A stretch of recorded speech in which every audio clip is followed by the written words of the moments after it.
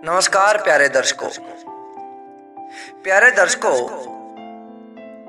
आज हम आपके लिए बहुत ही प्यारी एक पौराणिक कथा लेकर आए हैं।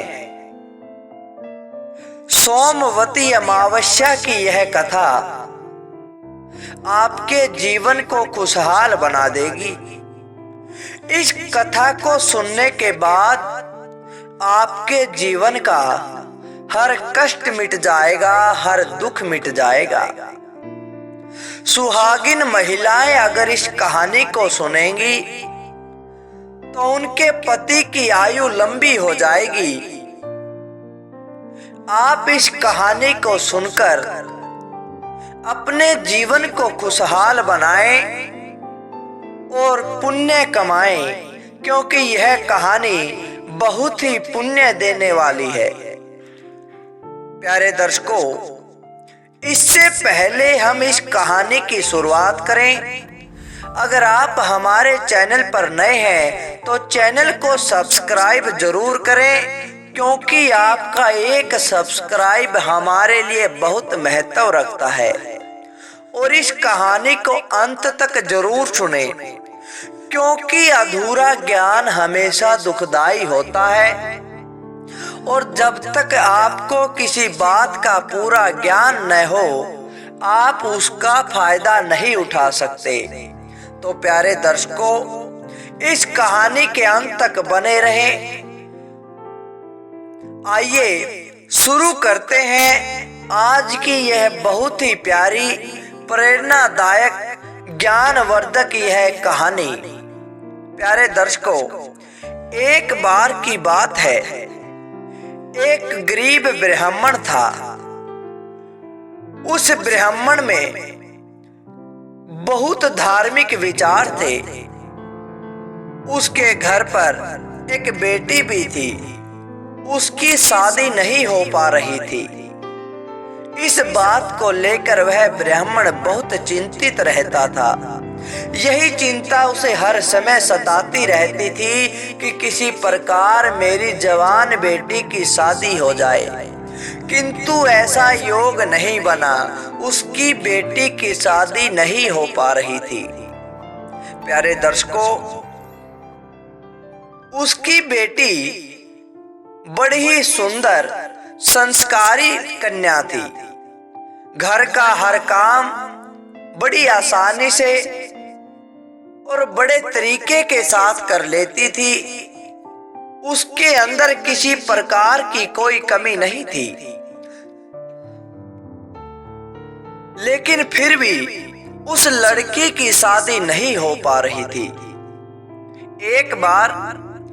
एक दिन उस ब्राह्मण के घर एक संत पधारे। उस ब्राह्मण ने उस संत को अपने घर के अंदर बुला लिया और उसकी सेवा करने लगे। उस लड़की ने उस साधु बाबा की बहुत सेवा की, बहुत अच्छी तरह से खाना बनाया, उनको खाना खिलाया। इस प्रकार की सेवा देखकर वह संत बड़े ही खुश हो गए। उस लड़की की सेवा से वे बड़े प्रसन्न हो गए और उसने उन सभी को दीर्घायु का आशीर्वाद भी दिया। दीर्घायु का आशीर्वाद मिलते ही लड़की के पिता ने उस ब्राह्मण ने साधु से कहा कि महात्मा जी, हम ऐसी आयु का क्या करेंगे, ऐसी जिंदगी का क्या करेंगे जिसमें हमें दुख ही दुख हो।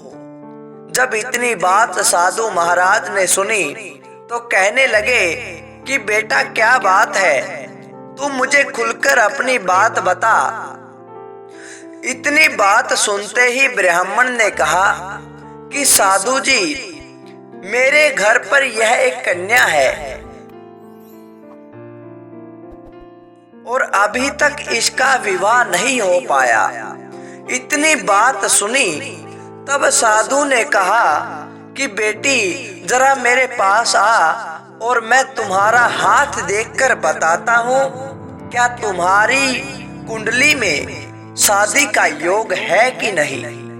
प्यारे दर्शकों, जब साधु ने उस लड़की का हाथ देखा तो साधु कहने लगे कि इस लड़की की कुंडलिनी में किसी प्रकार की शादी का कोई योग नहीं है और इसी वजह से इसकी शादी नहीं हो पा रही। साधु बाबा की इतनी बात सुनते ही वह ब्राह्मण घबरा गया और संत के चरणों में गिर गया और रोकर कहने लगा कि महात्मा जी, आप ही इसका कोई उपाय बताएं, आप ही इसका समाधान कर सकते हैं, हम इस बात से बहुत दुखी है। साधु को दया आ गई और वे कहने लगे कि हे ब्राह्मण देव, मैं तुम्हें एक उपाय बताता हूं, तुम गौर से उसको सुनो। तुम्हारे गांव में एक धोबिन रहती है, वह पतिव्रता नारी है। अगर तुम अपनी बेटी को उसकी सेवा के लिए भेज दो और वह औरत अगर अपनी मांग का सिंदूर इस पर लगा देगी तो तुम्हारी बेटी का जीवन बदल जाएगा, शादी का योग बन जाएगा, फिर तुम्हारे जीवन में किसी प्रकार का कोई कष्ट नहीं रहेगा। यह सुनकर ब्राह्मण देवता ने साधु बाबा का दिल से धन्यवाद किया और उनके चरणों में गिर गए। अगले दिन ब्राह्मण ने अपनी बेटी को अच्छी तरह से समझा दिया और बता दिया कि तुम्हें जाकर उस धोबिन की सेवा करनी है, उसको खुश करना है। यह सुनकर उसकी बेटी ने कहा कि पिताजी, आप चिंता ना करें, जिस प्रकार से आपने बताया है मैं ठीक उसी प्रकार से कार्य करूंगी।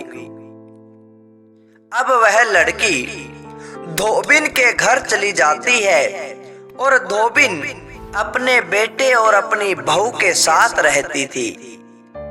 ब्राह्मण की बेटी सुबह जल्दी उठकर उसके घर का सारा काम करके वापस आ जाती थी। ऐसा वह 2-3 दिनों तक करती रही। धोबिन को लगा कि मेरी बहू यह सब कर रही है और बहू सोचती कि सासू माँ सारा काम जल्दी जल्दी कर देती है। इसके बारे में धोबिन अपनी बहू से कहने लगी कि बेटी, क्या बात है, तुम अब बड़ी जल्दी उठने लग गई हो, तुम सारा काम बड़ी जल्दी कर लेती हो। इतनी बात जब उसकी बहू ने सुनी तो प्यारे दर्शकों, वह कहने लगी कि माँ जी, आप यह सब क्या कह रही हो? मुझे तो लगता था कि यह सब काम आप करती हो और आप कह रही हो कि यह काम मैं करती हूँ। जब इतनी बात उस धोबिन ने सुनी तो वह हैरान हो गई। सोचने लगी कि हमारे घर का सारा काम इतनी सुबह कौन करके जाता है। इसका पता लगाने के लिए वह दोनों, धोबिन और उसकी बहू, घर में छुपकर बैठ जाती है। अगली सुबह उन्होंने देखा कि एक ब्राह्मण की बेटी उनके घर आई है और घर का सारा काम करने में लगी हुई है। धोबिन ने उस लड़की को वहीं पकड़ लिया और उससे कहने लगी कि बेटी, तुम कौन हो और क्यों हमारे घर का काम करने के लिए आती हो और क्यों हमें नहीं बताती? इतनी बात सुनते ही उस लड़की ने धोबिन को सारी बात बता दी, अपनी दुख भरी कहानी उसे सुना दी। इतनी बात सुनकर धोबिन कहने लगी कि बेटी, तुम चिंता मत करो, तुम्हारी शादी जरूर होगी। यह बात कहकर धोबिन ने अपनी मांग का सिंदूर उसे लगा दिया, किंतु सिंदूर लगाते ही उसके पति की मृत्यु हो गई। प्यारे दर्शकों, आपको बता दे कि जिस दिन ऐसा हुआ उस दिन सोमवार की अमावस्या थी। सोमवार का दिन था और उस दिन सोमवती अमावस्या थी। इसके पति की मृत्यु होते ही धोबिन ने जब यह देखा कि उसका पति मर गया तो वह दौड़ती दौड़ती पीपल के पेड़ के पास चली गई और उस पेड़ की परिक्रमा करने के लिए धोबिन के पास कुछ भी नहीं था, किंतु वह ईंट के टुकड़े को लेकर पीपल की 108 बार परिक्रमा की। 108 बार परिक्रमा करते ही धोबिन के पति में फिर से जान आ गई, वह जिंदा हो गया और कुछ समय के बाद उस ब्राह्मण की लड़की की शादी भी हो गई, वह भी अपने ससुराल चली गई। तो प्यारे दर्शकों, तभी से इस दिन प्रत्येक सुहागिन महिलाएं अपने पति की लंबी आयु के लिए सोमवती अमावस्या का व्रत करने लगी।